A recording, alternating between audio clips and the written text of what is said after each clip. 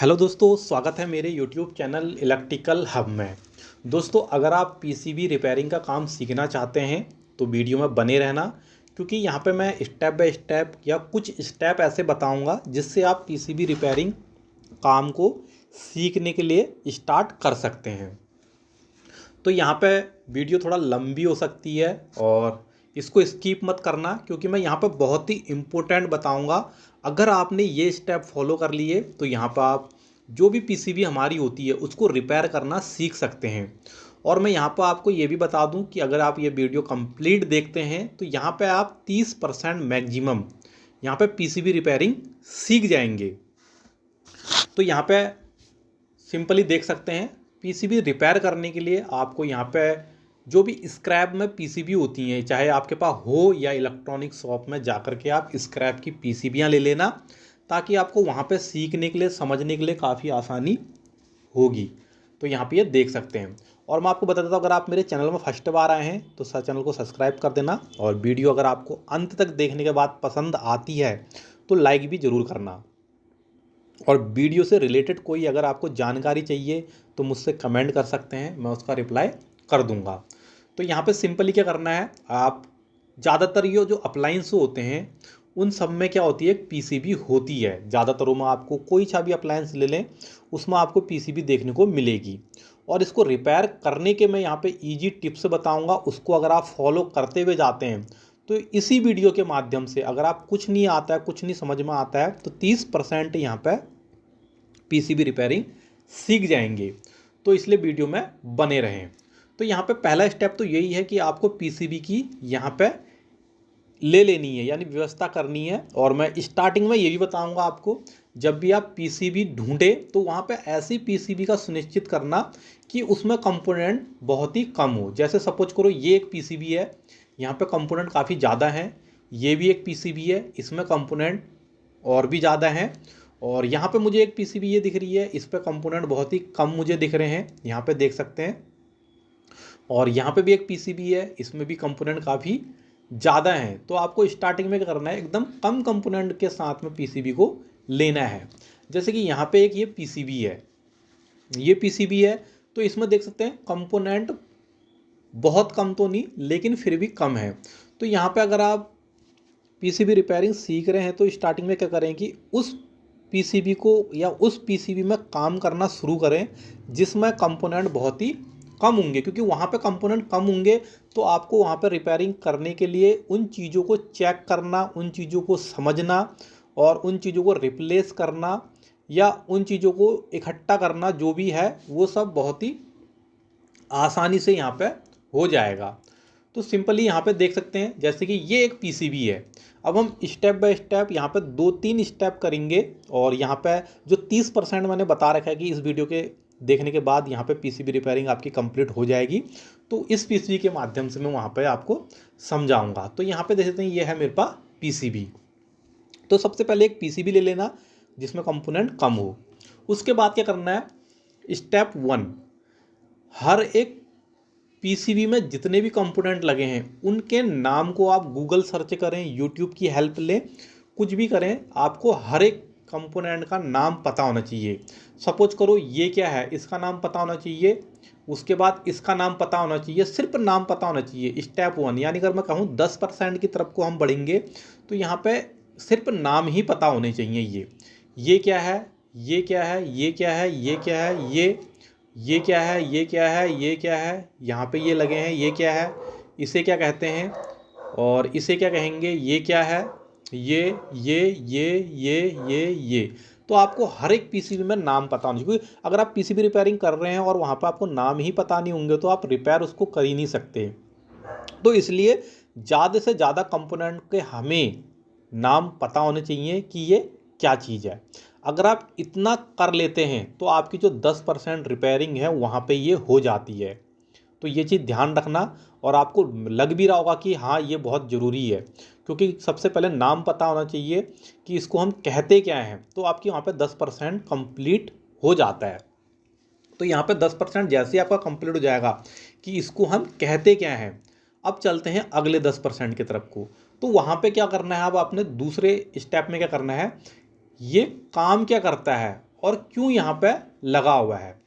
अगर आप ये देखेंगे कि ये काम क्या करता है, तो क्यों यहाँ पे लगा है, वो तो जब आप देखेंगे कि ये काम क्या करता है तो आपको समझ में आने लग जाएगा। यानी ये दोनों ही चीज़ें एक को सीखेंगे तो दूसरा ऑटोमेटिक आपको समझ में आने लग जाएगा। सपोज करो ये नाम हमको पता है ये क्या है, अब यहाँ पे ये काम क्या करता है इसको भी हमको चेक करना आना चाहिए। काम क्या करता है ये हमको पता होना चाहिए। तो यहाँ पे हमको पता है कि ये काम क्या करता है, ये काम क्या करता है, ये कहाँ पे ज़रूरत पड़ती है, मतलब क्या काम हमको ऐसा करवाना है कि हमको इसकी ज़रूरत पड़ी, क्या काम ऐसा करवाना है कि इसकी ज़रूरत पड़ी, इसकी ज़रूरत पड़ी। तो इसकी ज़रूरत क्यों पड़ रही है, हमें पता है ये क्या चीज़ है, लेकिन हमको ये भी पता होना चाहिए कि इसकी ज़रूरत यहाँ पे क्यों पड़ रही है, इसका काम हमको पता होना चाहिए। तो हम समझ जाएंगे ये किस काम के लिए यहाँ पे लगा हुआ है। तो हर एक चीज़ का यहाँ पर आपको काम का पता होना चाहिए कि उसको काम कैसे करता है, और चेकिंग आपको पता होनी चाहिए कि इसको हम चेक कैसे करेंगे, क्योंकि इसमें बहुत से ऐसे कंपोनेंट होते हैं जिसको हम चेक कर सकते हैं ईजिली, लेकिन बहुत से ऐसे होते हैं जिनको हम चेक नहीं कर सकते।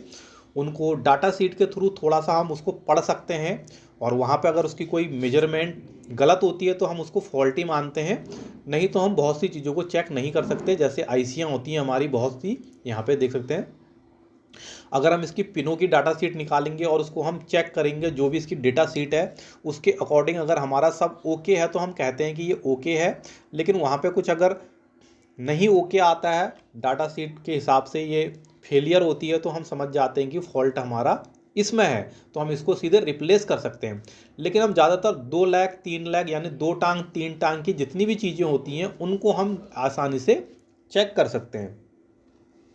तो सिंपली आप यहाँ पे समझ गए होंगे इसका नाम क्या है और ये क्या काम करता है और चेक कैसे करते हैं। तो यहाँ पे आपका 20% कंप्लीट हो गया होगा। 2 स्टेप यहाँ पे हो गए हैं और 20% यहाँ पे आपका कंप्लीट हो जाएगा। क्योंकि अगर आप रिपेयरिंग कर रहे हैं और आपको यही पता नहीं है कि नाम क्या है, काम क्या करता है, तो आप यहाँ पर रिपेयरिंग नहीं कर पाएंगे। तो सबसे पहले उनके कंपोनेंट के नाम देखें, हर एक पीसीबी को उठा के देखें, चाहे उसमें ज़्यादा कंपोनेंट भी हैं, नाम और इसका काम क्या है, इसको आप कोई सी भी पीसीबी ले सकते हैं। जब ये 2 चीज़ आपको पता हो जाएंगी, अब हम चलेंगे मेन स्टेप नंबर 3 में, जो अब हम सच में ही चेक करेंगे। जैसे कि यहाँ पे ये देख सकते हैं,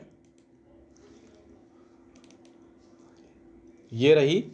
अब सपोज करो हमारे पास ये पीसीबी है और हमको इसका नाम भी पता है, इसका काम भी पता है और इसकी चेकिंग भी पता है, यानी हमको इसके 3 चीज़ पता हैं। तो जो थर्ड स्टेप होगा, अब क्या करना है हमको, ये हमारे पास पीसीबी है, ये जिस चीज़ की भी पीसीबी है, सपोज करो इसकी वर्किंग कुछ प्रॉब्लम कर रही है, यानी ये काम नहीं कर रहा है। तो हमने क्या करना है, क्योंकि इसमें कंपोनेंट कम होंगे, ज़्यादा तो होंगे नहीं, कंपोनेंट है इसमें कम, तो हमने क्या करना है, एक एक चीज़ को यहाँ पे चेक कर लेना है। इसको चेक कर लेना है, इसको, क्योंकि आपको चेक करना आता है तो आपने चेक कर लेना है मोटे मोटे तौर पे। इन सब को चेक कर लेना है मोटे मोटे तौर पे। अगर यहाँ पे इस पीसीबी में प्रॉब्लम है तो कहीं ना कहीं पर आपको कोई ना कोई चीज़ फॉल्टी मिलेगा, यानी जो उसकी चेकिंग होती है, उसकी जो मेजरमेंट होती है, उसके अकॉर्डिंग वो नहीं बैठेगी, टेस्टिंग में पास नहीं होगा, वो फेलियर दिखाएगा। तो उसको आप सिंपली चेंज कर लें और चेंज करने के बाद फिर से चेक करें, तो वहाँ पे वो चांसेस हैं कि ओके हो जाएगा। लेकिन कई बार ऐसा होता है कि हमारा नहीं हुआ तो कहीं पर और कुछ फेलियर है, आप जिस चीज़ में ज़्यादा शक हो रहा है उसको इसी तरीके से चेंज करेंगे और रिपेयरिंग हो जाएगी वो चीज़। इसलिए मैंने स्टार्टिंग में कहा था कि आप जब भी किसी चीज़ को रिपेयर करें तो छोटा सा सर्किट लें, बड़ा सर्किट लेने की ज़रूरत नहीं है, छोटा सा सर्किट लें। आप सिर्फ इसके नाम और चेकिंग और वर्किंग से ही आप इसको पकड़ सकते हैं कि किस तरीके से हम एक पीसीबी को रिपेयर कर सकते हैं। तो आपके यहाँ पे 30% कंप्लीट हो जाती है रिपेयरिंग। अब मैं थोड़ा सा और यहाँ पे जानकारी दे दूँ। कई बार होता क्या है कि जब हमारा एक्सपीरियंस हो जाता है 2 साल 3 साल 4 साल 5 साल 7 साल 10 साल, उस केस में क्या होता है, जब हमारे पास सपोज करो बड़ी पीसीबियाँ आती हैं, इस तरीके की पीसीबी आएंगी, तो यहाँ पे जब इसमें जो प्रॉब्लम आता है, तो जब हम इतने साल का एक्सपीरियंस होता है तो हमें ऑटोमेटिक चीज़ें समझ में आने लग जाती हैं कि ये किस सेक्शन का फॉल्ट है, इस सेक्शन का फॉल्ट है या इस सेक्शन का फॉल्ट है या इस सेक्शन का फॉल्ट है या इस सेक्शन का फॉल्ट है। तो यहाँ पे जब आप करते हुए जाएंगे तो आप पर्टिकुलर उसी सेक्शन को छेड़ेंगे जहाँ पे वो फॉल्ट है, क्योंकि आपका जो एक्सपीरियंस है वो आपको उसी एयर सेक्शन पर लेके जाएगा और उधरी पर आप चेक चुक कर के जो भी फॉल्टी आपको मिलेगा आप सिंपली वहाँ पे क्या कर लेंगे, ढूंढ लेंगे उसे बहुत ही आसानी से। लेकिन यहाँ पे ध्यान रखना, जितने आसानी से यहाँ पे मैं बता रहा हूँ और बताने में रिपेयरिंग हो जा रही है उतना आसान ये होता नहीं है, क्योंकि बिना प्रैक्टिकली मेहनत के यहाँ पे इसको सीखना पॉसिबल है नहीं। जैसे मैंने बताया आपको 3 स्टेप में आपने इसके नाम पढ़ने हैं, वर्किंग पढ़नी है, चेकिंग पढ़नी है और उसके बाद ढूंढना है। काफ़ी आसानी से बहुत जल्दी यहाँ पे ये हो गया। लेकिन जब आप रियल में इसको करने जाएंगे तो वहाँ पे आपको कई चीज़ें कन्फ्यूजन होंगी, कई चीज़ें समझ में नहीं आएंगी। जैसे जैसे मैं स्टेप बाय बता रहा हूँ और यहाँ पे पीसीबी रिपेयरिंग होने के काफ़ी आसार लग रहे हैं, लेकिन वहाँ पे आपको नहीं लगेंगे। वो क्यों नहीं लग रहे हैं? क्योंकि आपकी यहाँ पे एक्सपीरियंस नहीं है, आपने उसमें ज़्यादा काम नहीं किया हुआ है। जितना ज़्यादा काम करते जाएंगे उतने अच्छे से वो पीसीबी आपको समझ में आते जाएगी। इसलिए जो मेरे 3 स्टेप हैं उसको अपनाएं और उसके बाद प्रैक्टिकल करें और ज़्यादा से ज़्यादा पीसीबियों को देखें और उसको समझें और हर एक का स्कीमेटिक डायग्राम से समझें किस तरीके से यहाँ पे ये काम कर रही है और क्यों लगा हुआ है। तो आप सेक्शन बाय डायरेक्ट इसको काफ़ी ईजिली यहाँ पे रिपेयर कर पाएंगे। तो यहाँ पे आशा करता हूँ कि इस वीडियो के माध्यम से आपको पीसीबी रिपेयरिंग सीखना अगर चाहते हैं तो उसमें जो मैंने थोड़ा सा बूस्टअप टिप्स जो दिए हैं वो काफ़ी कारगर सिद्ध यहाँ पे होंगे। और अगर आप इसी तरीके से स्टेपों को फॉलो करेंगे तो यहाँ पे पीसीबी रिपेयरिंग की तरफ को आप बढ़ सकते हैं। अगर आप नहीं करते हैं तो कोशिश कर सकते हैं, क्योंकि एकदम बेसिक मैंने बता दिए हैं क्या क्या आपको पीसीबी रिपेयरिंग में स्टार्टिंग में करना है। और अगर आप इसका नेक्स्ट वीडियो भी चाहिए कि थोड़ा और आगे हम क्या करें इसके बाद, तो कमेंट कर देना। इसका जो नेक्स्ट पार्ट है वो भी मैं यहाँ पे बना दूंगा, या बनाऊंगा भी तो काफ़ी टाइम बाद बनाऊंगा, ताकि मुझे लगेगा हाँ वीडियो पे लाइक आ रहे हैं और लोग बाग इस वीडियो को पसंद कर रहे हैं, तो इसका नेक्स्ट पार्ट भी मैं यहाँ पे बनाऊंगा। तो दोस्तों इस वीडियो में इतना ही, मिलते हैं अगली वीडियो में।